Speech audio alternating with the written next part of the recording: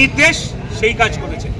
আজকে পুলিশ মন্ত্রী তথা মুখ্যমন্ত্রী মমতা বন্দ্যোপাধ্যায় উনি পরিষ্কার জেনে গেছেন যে যোগ্য কারা অযোগ্য কারা।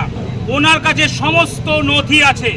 এসএসসি তথা এই যে শিক্ষা ভবন এগুলো সব এক একটা পার্টি অফিসে পরিণত হয়েছে। এগুলো এই সমস্ত ঘুঘুর বাসা থেকেই কিন্তু আজকে অযোগ্যরা চাকরি পেয়েছে। তাই দুদিন আগে যারা যোগ্য শিক্ষক যারা ডিআই এর সঙ্গে দেখা করতে এসেছিল, অপদার্থ ডিআই এদের সঙ্গে দেখা করেনি, পুলিশ তাদেরকে লাঠি চার্জ করে এইখান থেকে ফাঁকা করে দিয়েছে।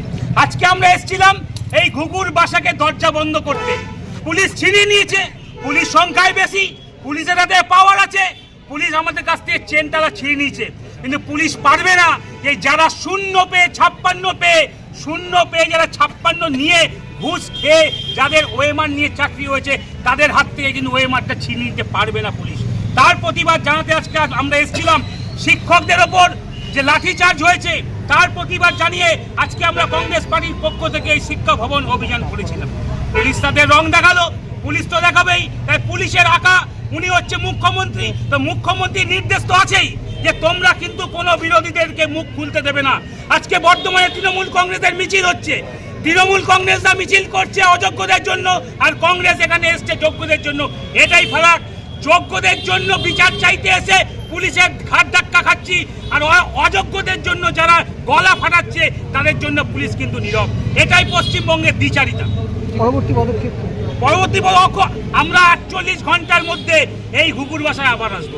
অফিসিয়াল টাইম যেদিন এই ডিআই থাকবে, দেখবো কতদিন পুলিশ আমাদের হাত থেকে চেনতালা ছিনিয়ে নেয়। পুলিশ কতদিন চেনতালা ছিনিয়ে নেয়। আমরা কোমরে দড়ি পড়তে রাজি আছি, কিন্তু এই ঘুঘুর বাসায় আমরা চেনতালা দিয়ে তারপর ছাড়বো। মানে এই সমস্ত দপ্তর যত বেঁচে থাকবে তত অযোগ্যরা চাকরি পাবে, যোগ্যরা বঞ্চিত হবে। গৌরব সমাদার, প্রদেশ কংগ্রেস সদস্য।